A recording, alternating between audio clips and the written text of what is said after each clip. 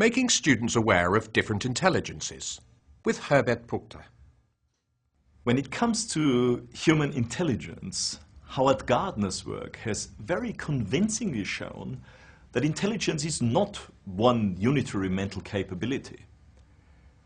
Humans have different strengths and weaknesses, and we have different ways of thinking and being smart. Teenagers are often rather self-conscious, and in consequence frequently develop negative beliefs about themselves, in spite of being so cool in their behavior. A student who has, for example, received a bad mark in a maths test might think that they're not very intelligent, rather than stating that they need to practice more maths, or that maths may be one of their weaker areas compared to their performance in other subjects. Getting students to explore the concept of different intelligences can be a real eye-opener for them. They may begin to see their own strengths and weaknesses in a much more realistic way, and they may begin to understand that intelligence, or intelligences rather, are not fixed at birth, and there is nothing one can do about them later on in life, but that intelligences can actually be developed. Here's an idea for a lesson with students of intermediate level upwards that aims to make them aware of the concept of multiple intelligences and also gets them to reflect on their own cognitive capabilities. Start by telling them the story of Albert Einstein, who apparently, and surprisingly to some, wasn't a brilliant student when he was young. When after he was famous, a reporter asked him when he had first had the idea behind the theory of relativity, Einstein said when he was 12. The reporter was surprised, as he'd done his homework and looked into Einstein's biography, so he knew that Einstein hadn't been a brilliant student. So Einstein explained that as a student he was constantly daydreaming. The daydream that led to the thinking that the theory of relativity is based on was to imagine that he was not sitting in class, but at the end of a light beam, riding out into cosmos. Einstein explained that he was constantly asking himself, if I was now really sitting at the end of a light beam, and I was holding a mirror in front of my face, would I see the reflection of my face in the mirror, or since I'm already riding at the speed of light and light can't overtake itself, so to speak, would I just see a black hole? This, Einstein said to the surprised reporter, is what the theory of relativity is based on. And I found it when I was 12. And when my teachers didn't think very highly of me. In fact, there is evidence that one teacher said about Einstein, "This boy is mentally slow and lost forever in his foolish dreams."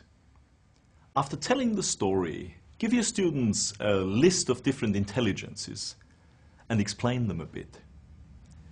The intrapersonal intelligence is about being self-smart. Someone who has this intelligence will be confident and happy to be on their own and to think about themselves, and they'll have a good understanding of their own emotions and motivations. The interpersonal intelligence is about being people-smart, understanding others and how they feel, being good at communicating, being a good leader, being a good team member, and being popular and caring.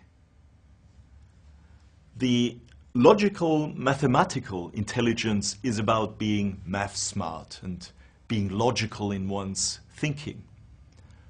Understanding patterns, especially language patterns, grammar, is part of the logical mathematical intelligence. The Linguistic intelligence is about being language smart.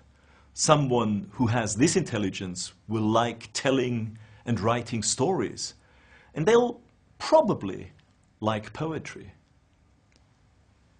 The musical intelligence is about being music smart, having a strong sense of rhythm, melody, harmony and counterpoint, gaining satisfaction from these, and finding that learning often comes easier when it's in the form of songs. The visual spatial intelligence is about being image smart, about having a good sense of space in both 2D and 3D. An architect and a sculptor need this intelligence, and people called dyslexic often have a visual spatial intelligence that's far superior to that of many other types of people. The kinesthetic bodily intelligence is about being body smart, being aware of how your own body relates to your surroundings, like a dancer, a gymnast, a footballer, an athlete, a sumo wrestler, a darts player, or a snooker player. And last but not least, the naturalistic intelligence is about being nature smart, noticing things about nature that other people are not aware of. These people have valuable survival skills that they can share with us. Now get students to explore their different intelligences more closely.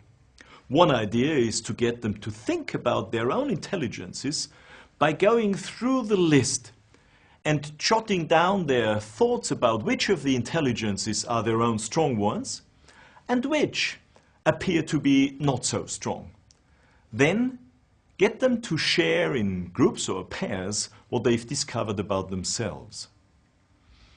Unfortunately, many schools and also universities these days value mainly the logical mathematical and the linguistic intelligences, which is why it might be a good idea to stress that all of the intelligences mentioned have equal value. To find lots of other ideas on how you can use these concepts in your foreign language class, have a look at Multiple Intelligences in EFL by Herbert Puchter and Mario Rinvolucri. It has lots of activities that you and your students will enjoy.